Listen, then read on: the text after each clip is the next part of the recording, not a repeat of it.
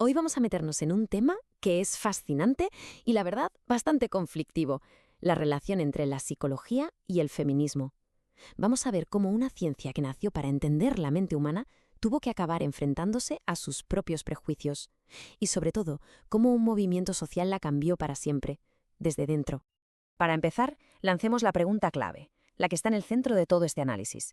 ¿Puede la ciencia ser sexista? Solemos pensar que es algo objetivo, neutral, ¿verdad?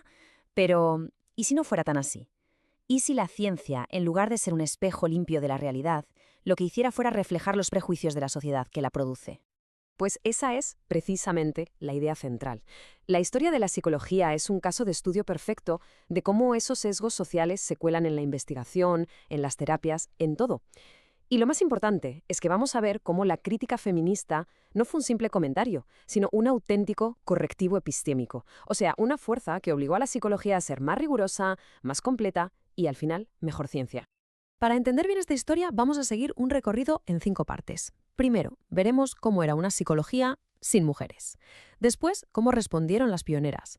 Luego, la gran revolución de los años 70 con ese lema de «lo personal es político». Después, nos meteremos a cuestionar las ideas de sexo y género. Y para terminar, nos preguntaremos, vale, ¿y ahora qué? ¿Dónde estamos hoy? Venga, vamos al lío. Primera parada. Una psicología sin mujeres. Y ojo, esto no significa solo que no hubiera psicólogas, que las había y muy buenas, sino algo mucho más profundo. La disciplina entera tenía un punto ciego enorme. El ser humano universal, el sujeto por defecto, era un hombre. ¿Y por qué pasaba algo así? Bueno, la filósofa Sandra Harding nos da una clave que es fundamental. Nos dice que la ciencia y la sociedad se coproducen. No son dos mundos separados. Si una sociedad es sexista, es casi inevitable que produzca una ciencia que refleje y a veces hasta justifique esos mismos prejuicios, aunque se disfrace de objetividad. Esta dinámica de poder se veía clarísima.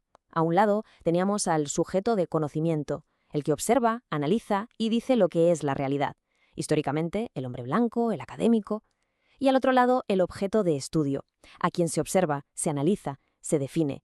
Y ahí es donde se colocaba a la mujer, como paciente, como un caso particular o directamente como histérica.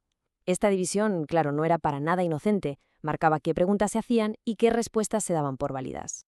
Pero claro, esta situación no se quedó así sin más. Vamos a ver ahora cómo empezó la resistencia. Porque las primeras mujeres que consiguieron entrar en el mundo de la psicología no se quedaron de brazos cruzados. Protagonizaron una rebelión silenciosa pero potentísima. Decidieron usar las propias herramientas de la ciencia para desmontar los mitos que esa misma ciencia había ayudado a construir. Pensemos en este mito, que hoy suena absurdo, pero que en el siglo XIX era un argumento científico de peso. Se hablaba de la inversión útero-cerebro. La idea era que si una mujer dedicaba su energía a estudiar, se la estaba robando a su capacidad para tener hijos. Un argumento, como se puede imaginar, muy conveniente para mantener a las mujeres lejos de las universidades.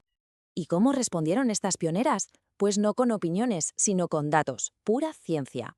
En 1885 hicieron una encuesta a casi 1.300 mujeres universitarias. Los resultados fueron, demoledores para el mito. El 78%, una mayoría aplastante, tenía una salud excelente. Su conclusión fue radical. Los problemas no eran biológicos, eran culturales. Estaban usando el método científico para corregir a la ciencia.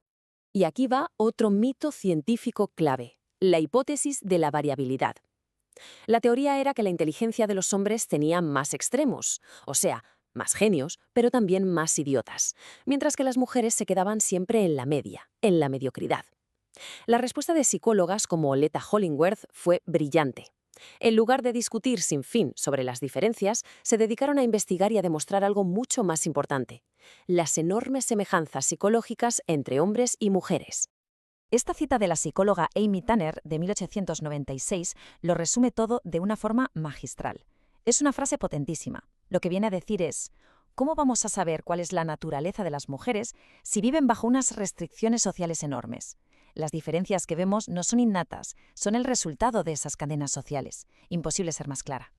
Si las pioneras empezaron a picar piedra, la segunda ola del feminismo de los años 60 y 70 llegó directamente con la dinamita. La crítica ya no iba solo contra mitos concretos, sino contra toda la estructura de la psicología. Y todo bajo un lema que lo cambió absolutamente todo: lo personal es político. La herramienta clave de esta revolución fueron los grupos de concienciación. Su funcionamiento era simple, pero increíblemente poderoso. Todo empezaba compartiendo experiencias muy personales. Y al hacerlo, las mujeres se daban cuenta de que sus problemas, su ansiedad, su insatisfacción, no eran fracasos individuales, sino patrones que se repetían. El último paso era conectar esos patrones con las estructuras sociales y políticas. Y así, la tristeza de una se convertía en la lucha de todas. Y aquí está el punto crucial, como lo dijo la activista Carol Hanich. Esto no era terapia.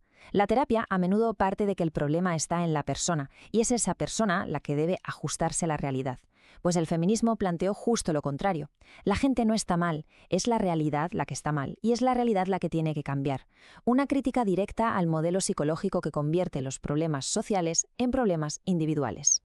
Y esta crítica, claro, se aplicó de lleno a la salud mental. Investigaciones como las de Inge Broverman destaparon un doble estándar que era escandaloso. Resulta que los rasgos de un adulto sano eran prácticamente un calco del estereotipo masculino. Esto creaba una trampa imposible. Si una mujer era pasiva y dependiente, no se la consideraba sana. Pero si era asertiva e independiente, se la criticaba por no ser femenina. Vamos, que en la práctica se estaba patologizando la propia feminidad. Venga, pasamos a la siguiente fase de esta transformación, porque la crítica se volvió todavía más profunda.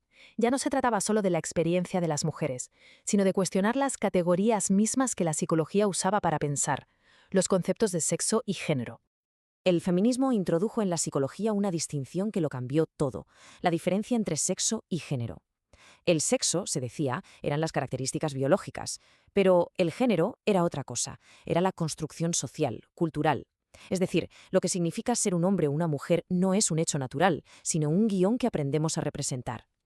Y claro, si el género es una construcción, entonces se puede deconstruir y reconstruir de otras maneras.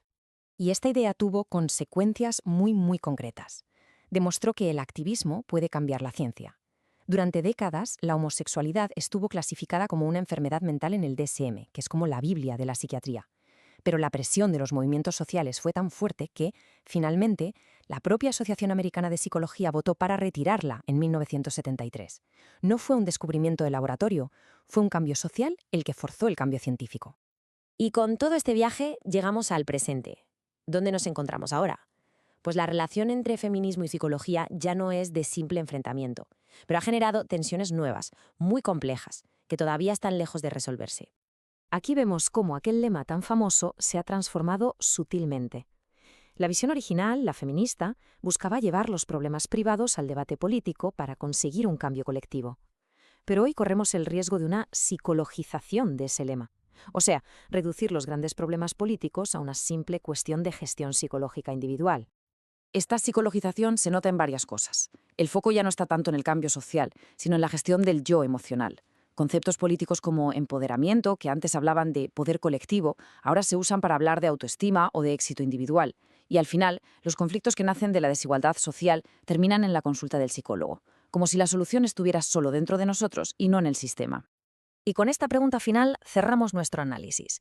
Es la gran paradoja de esta historia. La psicología se hizo una ciencia mejor, más rigurosa, gracias a la presión de movimientos como el feminismo, que le mostraron sus puntos ciegos. La pregunta que queda flotando en el aire es si ahora, al absorber parte de ese lenguaje crítico, la psicología no corre el riesgo de vaciarlo de su contenido político, de desactivar, en cierto modo, la misma fuerza que la obligó a cambiar. Una tensión no resuelta que sin duda va a definir el futuro de ambas. Muchas gracias por acompañarnos en este recorrido.